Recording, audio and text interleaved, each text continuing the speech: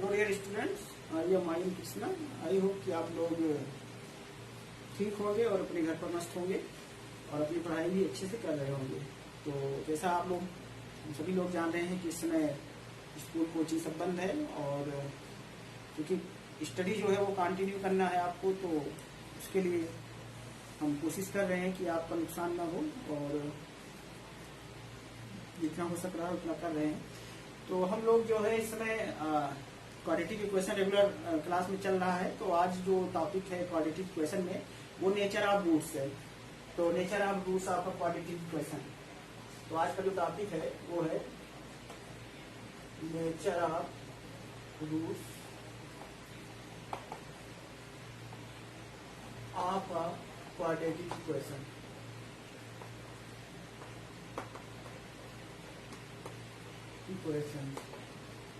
ठीक है ना। तो आज आपकी जो प्रॉब्लम है वो क्वाड्रेटिक इक्वेशन के नेचर्स की बात करेंगे हम लोग। तो इसके लिए क्या है कि हम ऐसा क्यों क्वाड्रेटिक इक्वेशन का नेचर निकालते हैं। ऐसे हायर क्लास जब आप जाएंगे तो वहाँ क्यूबिक यानी कि किसी भी पॉलिनोमियल का नेचर्स हम निकाल सकते हैं। तो वो सब आगे पढ़ेंगे। अभी तो हम क्लास 10th और 9th के लेवल की बात कर रहे हैं।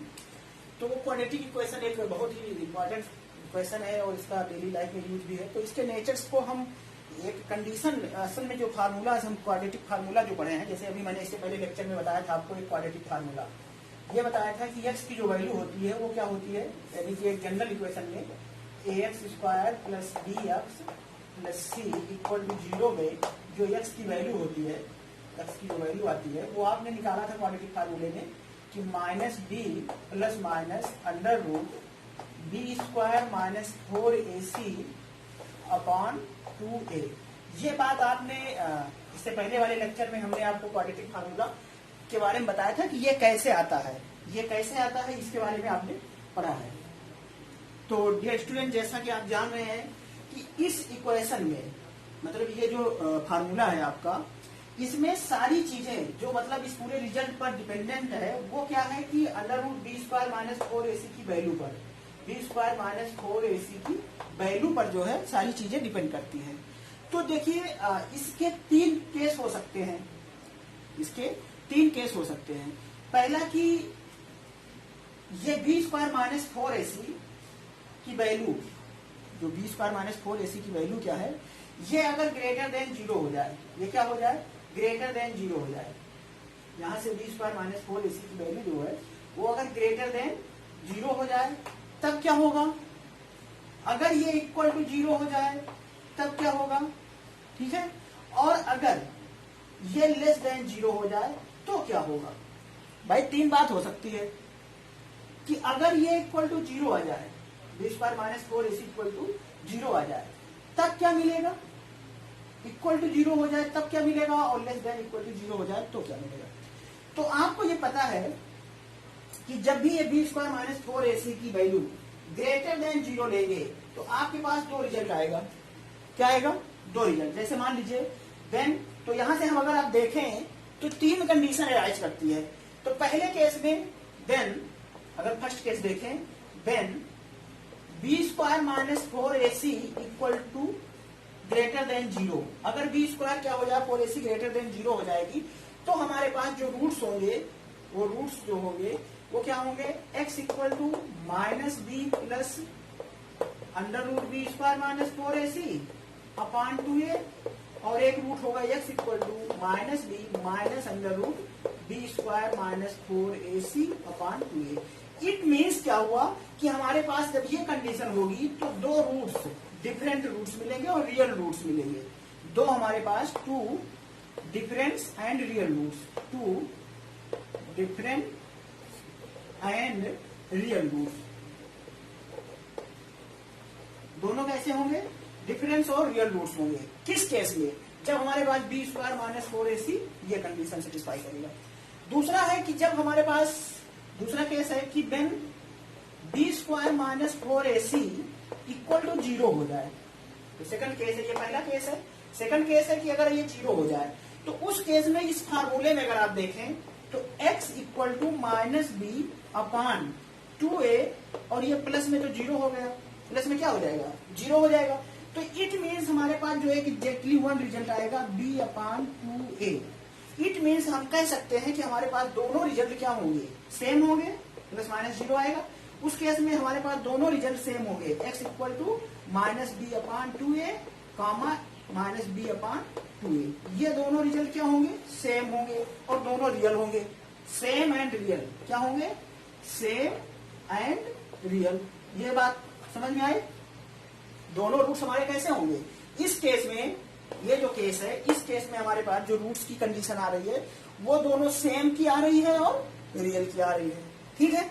अब अगर हम तीसरे केस में देखें, केस थर्ड में अगर देखा जाए, केस थर्ड में, तो केस थर्ड में हम कह रहे हैं कि b² - 4ac जो है वो लेस देन 0 है। अब एक बात बताओ, लेस देन 0 का मतलब होता है कि ये निगेटिव होगा। क्या होगा, निगेटिव होगा। It means b² - 4ac value gives negative value, gives negative value,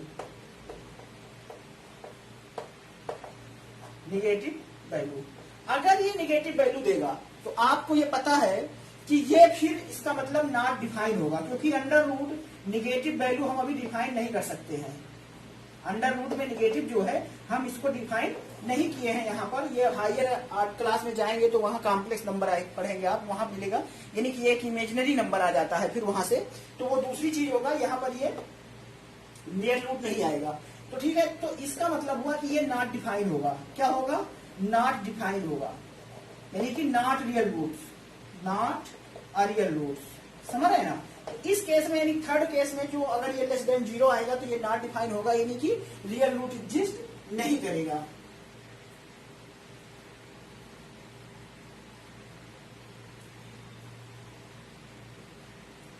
तो ये तीन कंडीशन है। अब इस तीनों कंडीशन को हम समराइज कर लेते हैं। क्वेश्चन कोई भी आए, सबसे पहले हम ये देख लेते हैं कि क्या b² - 4ac एग्जिस्ट कर रहा है कि नहीं कर रहा है। क्योंकि आप पता चले कि 5 मिनट दिमाग खपा रहे हो क्वेश्चन में कि हाँ लिखा है फाइंड द रूट्स, और फाइंड द रूट्स का मतलब वो निकल नहीं रहा है, रूट्स एग्जिस्ट नहीं करता है, और आप सोचते हैं पड़े हुए हो कि निकलेगा कैसे, निकलेगा कैसे, कैसे निकलेगा, तो टाइम अपना वेस्ट करते हो। तो इसलिए हम सबसे पहले b² - 4ac से ये चेक कर लेते हैं किसी भी इक्वेशन को कि क्या रियल रूट एग्जिस्ट कर रहा है कि नहीं कर रहा है। अगर नहीं कर रहा है तो हम ज्यादा माथापच्ची नहीं करते हैं, कुछ में ज्यादा दिमाग खपाते हैं। ठीक है ना। तो चलिए अब इसी को हम समराइज कर लेते हैं।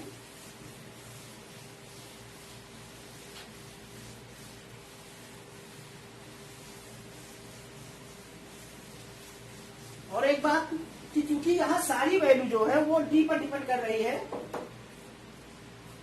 यहाँ पर क्योंकि पूरी वैल्यू जो है वो d पर डिपेंड करती है, यानी कि b² - 4ac पर, 4ac पर जो है ये सारी वैल्यू डिपेंड कर रही है, पूरे इक्वेशन का नेचर डिपेंड कर रहा है। इसीलिए इसको हम डिस्क्रिमिनेंट कहते हैं। क्या कहते हैं, डिस्क्रिमिनेंट कहते हैं, और d से डिनोट करते हैं। इसको क्या कहते हैं, डिस्क्रिमिनेंट कहते हैं। इसी को क्या कहते हैं, डिस्क्रिमिनेंट।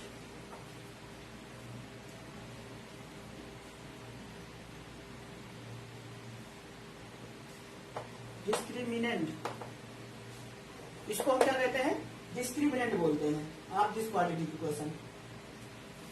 ठीक है। तो इसी डी को आपको कभी कभी डिस्क्रिमिनेंट मतलब एक कोई वैल्यू, एग्जैक्ट वैल्यू आती है, न्यूमेरिकल वैल्यू है, इसलिए उसको हम डिस्क्रिमिनेंट के नाम से और डी से डिनोट करते हैं, तो इसी को डिस्क्रिमिनेंट कहते हैं। ठीक। तो एक बात ये याद रखिएगा कि डिस्क्रिमिनेंट जो होता है वो b² - 4ac जो होता है वो क्या कहलाता है, डिस्क्रिमिनेंट कहलाता है। तो b² - 4ac is called discriminant. तो ये तो डिस्क्रिमिनेंट की बात हुई। अब इसके नेचर्स की बात करें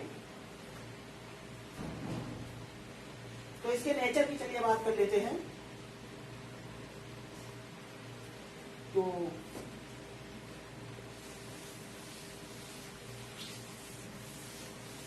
इसको आप नोट कर लीजिएगा। अब आपके नोट्स की लाइन उठा लेते हैं।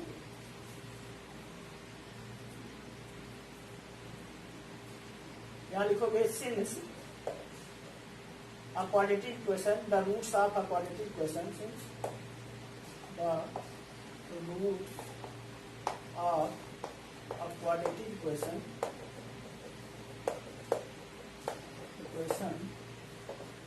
ax square plus bx plus c equal to 0 is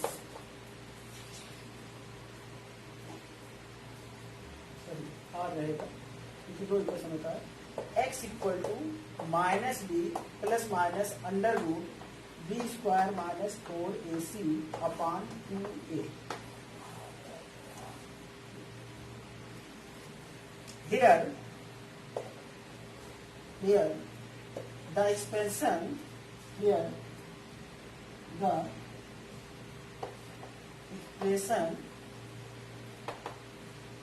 b square minus 4ac, the expression b square minus 4ac यानी कि इक्वल टू d या d इक्वल टू ऐसा लिख लीजिए, expression d equal to b square minus 4ac is called discriminant.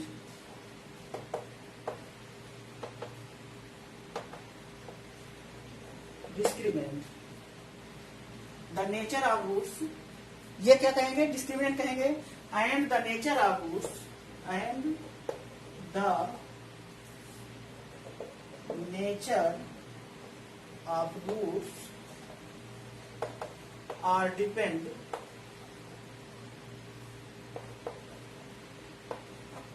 are depend upon the value of d, depend upon the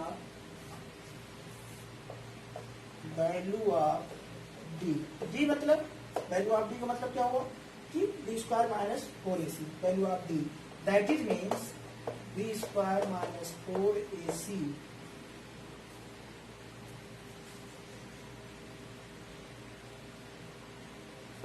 अब इसका nature में हम डिपेंड करेगा। तो अब चलिए इसके नेचर की बात कर लेते हैं, इतना नोट कर लीजिए आप। तो इतना आप नोट कर लीजिए, उसके बाद हम इसके नेचर को लिखवाते हैं अलग से। तो ये नोट हो गया होगा आपको। तो अब हम ऊपर रख कर दे रहे हैं और इसके नेचर्स को लिखते हैं, ठीक है ना। तो चलिए अब इसका नेचर देखिए। तो नेचर में केस फर्स्ट आप लिखिएगा, केस फर्स्ट। तो केस फर्स्ट जो है ये है कि when d greater than equal to 0, greater than 0, that is means b square minus 4ac greater than 0, then तब क्या कंडीशन मिलेगी, अगर ये पहला केस बनेगा, then roots are real and unequal, then two distinct मतलब होता है अलग, two distinct real roots,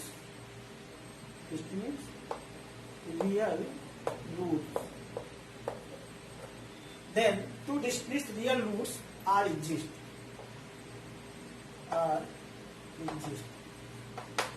समझ रहे ना। जब ये कंडीशन आपकी होल्ड होगी, यानी कि d ग्रेटर देन 0 होगा, that means b square minus 4ac की वैल्यू ग्रेटर देन 0 होगी, तो हमारे पास टू डिस्टिंक्ट मतलब अनइक्वल। डिस्टिंक्ट मतलब क्या होता है, अनइक्वल। यहां पर इसका क्या मतलब है, अनइक्वल एंड रियल रूट्स, ठीक है ना, हमारे पास एग्जिस्ट करेंगे। दूसरा केस सेकंड जो है वो क्या होगा कि when d equal to 0, that is means b square minus 4ac equal to 0, then two equal roots, then two equal and real roots, equal real roots are exist। बात समझ रहे ना। जब आपके पास d इक्वल टू 0 हो जाए, means b square minus 4ac 0 होगा, तो हमारे पास दो इक्वल रूट्स एग्जिस्ट होंगे। तो ये पहला केस, ये सेकंड केस हुआ। ऐसे केस थर्ड की बात करें, अगर हम केस थर्ड की बात करें, तो केस थर्ड में क्या कहते हैं आप कि d when d less than 0, D less than 0 का मतलब क्या हुआ, दैट इज मीन्स क्या हुआ कि बी स्क्वायर माइनस 4ac ये लेस देन 0 होगा। अब अगर इस केस में देखेंगे तो ये not exist then real roots, तो नो रियल रूट एग्जिस्ट, क्या होगा then no real root, then no real roots are exist.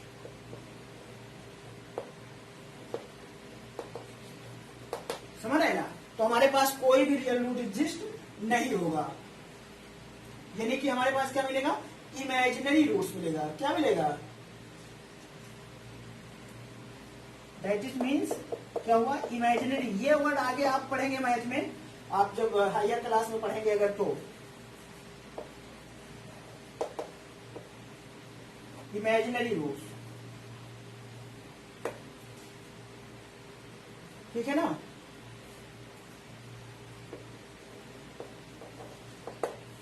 ठीक, तो ये आपका नेचर ऑफ रूट्स है। इसका उपयोग क्या है मैं पहले बता रहा हूं कि जैसे अगर आपको कोई क्वेश्चन मिलता है, कोई वर्ड प्रॉब्लम मिलती है, कुछ भी मिलती है, आपने इक्वेशन बना लिया, क्वाड्रेटिक इक्वेशन बन गया। अब आपको क्या करना है कि इस कंडीशन की हेल्प से आपको ये समझना है कि असल में नेचर उसका कैसा है, मतलब इक्वल का है कि अनइक्वल का है कि इमेजिनरी का है।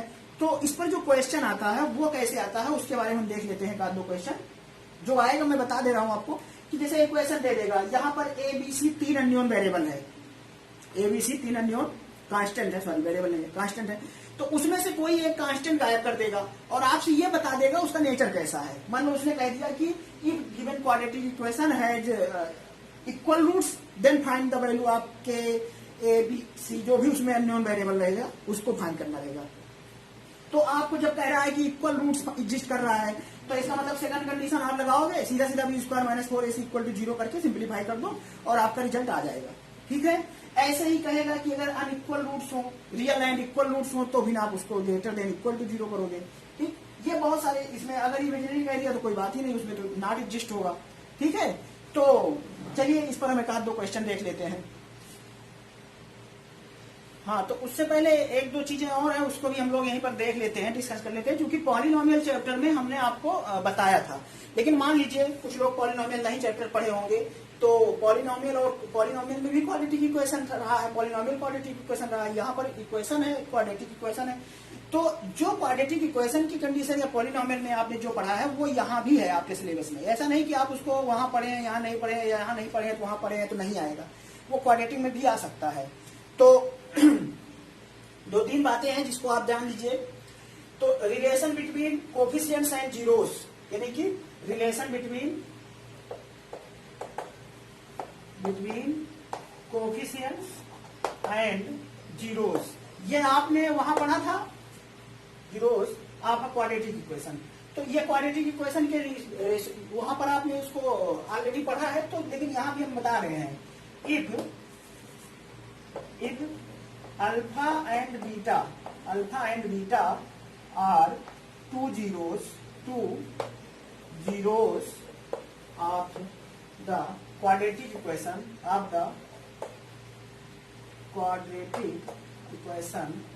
ax square plus bx plus c equal to 0, then sum of zeros, ये बात आपको मैंने उसमें क्या बोलते हैं पॉलिनोमियल चैप्टर में पढ़ाया था, लेकिन यहां बता दे रहा हूं minus B upon A. That is means क्या हो गया, that is means alpha plus beta equal to minus B upon A. Minus B upon A का मतलब होता है, ये डायरेक्ट इसको लैंग्वेज में लिखना चाहो तो लिख सकते हो कि coefficients of X upon, minus में coefficient of X upon coefficients of X square, ये होता है। तो that is means alpha plus beta equal to minus B upon A. And product of zeros equal to क्या होता है, constant term upon coefficients of X square. That is means क्या हुआ, alpha into beta equal to C upon A, alpha into beta equal to C upon ए। ये बात आपने polynomial में पढ़ी थी, अगर नहीं पढ़ी है तो यहां भी जान लीजिए। इसका उपयोग बोर्ड पेपर में आता है तो ये लिख के नहीं आता है पॉलिनोमियल चैप्टर का है कि क्वाड्रेटिक इक्वेशन का है। आप क्वाड्रेटिक इक्वेशन पढ़ रहे हैं चैप्टर तो उसमें भी मिलेगा, पॉलिनोमियल चैप्टर पढ़े हैं वहां भी ये मिलेगा। तो इस पर बेस्ड क्वेश्चन मिल सकता है। तो बहुत सारी चीजें मैंने आपको पॉलिनोमियल पढ़ाई है, वो आप पढ़ लीजिएगा। पॉलिनोमियल चैप्टर मैंने ऑफलाइन क्लास में पढ़ाया था। तो ये बात हुई। अब ऐसे ही एक और बात छूट रही है इसमें कि अगर आपके पास जीरोस पता हो तो how you find the equation of quadratic, समझ रहे ना। तो क्वाड्रेटिक इक्वेशन कैसे फाइंड करेंगे उसके बारे में देखते हैं। तो इसको नोट कर लीजिएगा आप। जो लोग नहीं जानते हैं वो नोट कर लेंगे, जो जानते हैं तो ठीक है, आपके पास नोट्स होगा। तो दूसरी एक बात और बच रही है, ये बच रही है कि फॉर्मेशन ऑफ इक्वेशन। अब अगर मान लो आपको इक्वेशन फॉर्मेट करना है तो हाउ यू फाइंड इट। तो चलिए देखते हैं कि इसका इक्वेशन कैसे निकालते हैं। तो अगर देखो तो फॉर्मेशन ऑफ इक्वेशन जो होता है, इक्वेशन जो होगा वो दो, एक केस होगा कि आप जब भी आपको इक्वेशन निकालने के लिए कहा जाएगा तो आपको रूट्स पता होगा। क्या पता होगा? रूट्स मालूम होगा। तो यहां लिखेंगे when alpha and beta are the roots of या zeros roots of a quadratic equation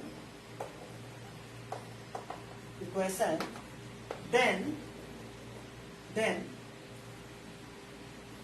the equation of quadratic then the required equation is quadratic equation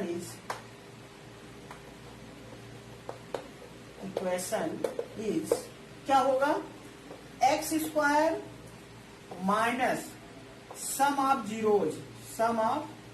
zeros into x plus product of zeros equal to zero. समझ रहे ना? Product of zeros equal to zeros. अब जब वहां polynomial में पढ़ा था तो आपने यहाँ के लगा दिया था, यहाँ क्या लगा दिया था? के। तो लेकिन उस केस में इक्वल टू जीरो नहीं रहता था, लेकिन अब यहाँ इक्वल टू जीरो है इसलिए के इक्वल टू जीरो हो जाएगा, कोई फर्क नहीं पड़ता। दैट इज मीन्स क्या हुआ कि x square minus alpha plus beta into x plus alpha into beta equal to zero. ये होगा कि जब आपके पास दो जीरोस पता हो, यानी कि जब हमारे पास दो जीरोस मालूम हो हमें तो हम कैसे निकालेंगे इसको। ठीक है, तो ये 3-4 बातें थी जो आपके क्वाड्रेटिक इक्वेशन में जरूरी था, इसको तो मैंने बता दिया। अब आपको क्या करना है, अब जो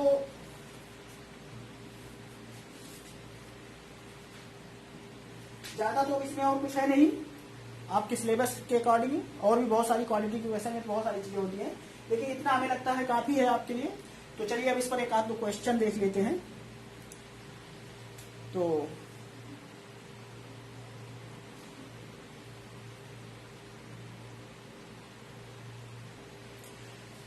आपके यहाँ एक्सरसाइज 4.4 है, एक्सरसाइज 4.4 एनसीईआरटी बुक की, मैथ की एनसीईआरटी बुक में एक्सरसाइज 4.4 है। तो देखिए इसमें डिस्क्रिमिनेंट निकालने के लिए कहेगा तो डिस्क्रिमिनेंट आप निकाल लेंगे। तो जैसे पहला क्वेश्चन है, find the nature of the roots of the following equation quadratic equation, if the real roots exist find them. तो जैसे मान लो पहला ही क्वेश्चन आप पर लिखा हुआ है, पहले क्वेश्चन का पहला पार्ट तो लिखा है 2x square minus 3x plus 5 ये है इक्वल टू 0। तो सबसे पहले आपसे ये कह रहा है कि चेक करो कि ये एग्जिस्ट करता है कि नहीं। तो find here first you find here b square minus 4ac।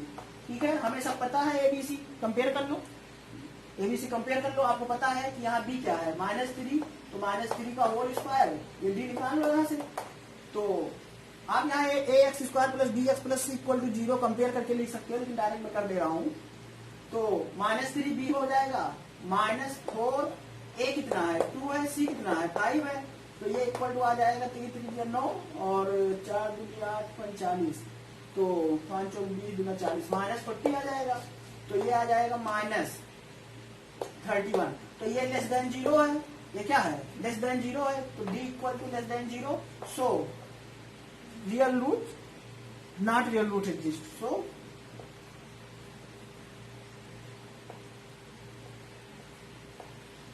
Real roots does not exist, does not exist. ठीक है, तो अब जब एग्जिस्ट नहीं किया तो हमें निकालना ही नहीं है। अगर ये एग्जिस्ट किया होता तो हम इसके बाद रूट निकाल लेते, चाहे फार्मूला लगा लेते, चाहे जो। तो इस तरीके से आप करेंगे, जिसमें एग्जिस्ट करेगा उसको फाइंड करेंगे, जिसमें एग्जिस्ट नहीं करेगा उसको फाइंड नहीं करेंगे। ठीक है, तो ये आप इस तरीके से करेंगे। इसमें दूसरा क्वेश्चन जो दिया गया है उसके बारे में बात करते हैं। जो दूसरा क्वेश्चन दिया है उसके बारे में कह रहा, find the value of k for each of the following quadratic equation so they have two equal roots. तो देखिए इसमें दिया है, इसका सेकंड का हम सेकंड ले लेते हैं। सेकंड का सेकंड पार्ट दिया गया है k x into x minus 2 plus 6 equal to 0, ये दिया है।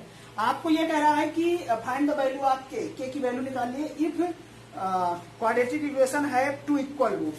तो गिवन है टू इक्वल रूट्स, तो पहले तो इसको क्वाड्रेटिक बना दो, के एक्स स्क्वायर माइनस 2 के एक्स प्लस 6 इक्वल टू 0। तो यहां लिखोगे since we know that given equation have equal roots, if since roots are equal, roots are equal, so या therefore B square minus 4ac equal to 0। समझ रहे ना, अगर roots are equal है तो हम जानते हैं कि बी स्क्वायर माइनस 4ac 0 होगा। उस केस में इसको कंपेयर कर लो, ए एक्स स्क्वायर से बी एक्स, यहां से तो हम भी डायरेक्ट लिख दे रहे हैं माइनस 2k का होल स्क्वायर माइनस 4, ए कितना है के, सी कितना है 6 इक्वल टू 0। सॉल्व कर लो तो कितना आ जाएगा, 4k स्क्वायर माइनस 6 से 4 जा 24k इक्वल टू 0। तो यहां से आप क्या करिए, 4k कॉमन ले लीजिए, तो 4k कॉमन लोगे तो k माइनस 6 इक्वल टू 0 आ जाएगा। यहां से दो केस होगा कि 4k इक्वल टू 0, तो 4k 0 में तो 4 नॉट इक्वल टू 0, तो देन k इक्वल टू 0, तो but k are not also 0, तो therefore it is not exist, so k minus 6 equal to 0 implies that k equal to 6। ठीक है ना, तो ये आपका आ जाएगा। यहां पर k not equal to 0, here यहां इस वाले केस में देखिए क्या होगा, here 4 not equal to 0 also k not equal to 0, therefore 4k not equal to 0। ये कंडीशन है, तो इसलिए हम उसको दूसरी वाली कंडीशन को एग्जिस्ट करेंगे। ठीक है, तो ये क्वेश्चन इस तरीके से निकालेंगे। और भी ऐसे बहुत सारे क्वेश्चन है आपकी बुक में, आप दूसरी साइड की किसी बुक पढ़ेंगे दूसरे राइटर की, तो उसमें भी मिल जाएगा।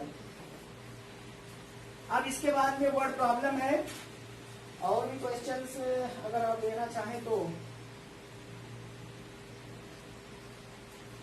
मिल जाएंगे।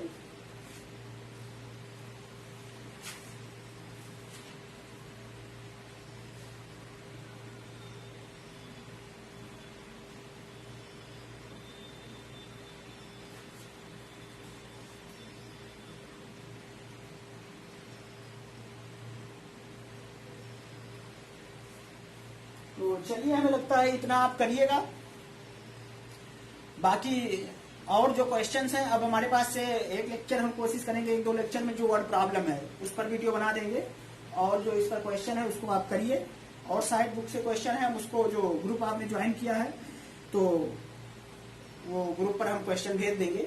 बाकी अगर आप कोई ग्रुप ज्वाइन करना चाहता है तो ये व्हाट्सएप नंबर है मेरा 9140539200, इस पर मैसेज कर दीजिए नाम के साथ, नाम और क्लास के साथ, हम ग्रुप ज्वाइन करवा देंगे आपको। तो और किसी कोई क्वेरीज है तो इस पर भी कांटेक्ट कर सकता है। तो चलिए, हम लोग मिलते हैं नेक्स्ट लेक्चर में, तब तक के लिए थैंक यू।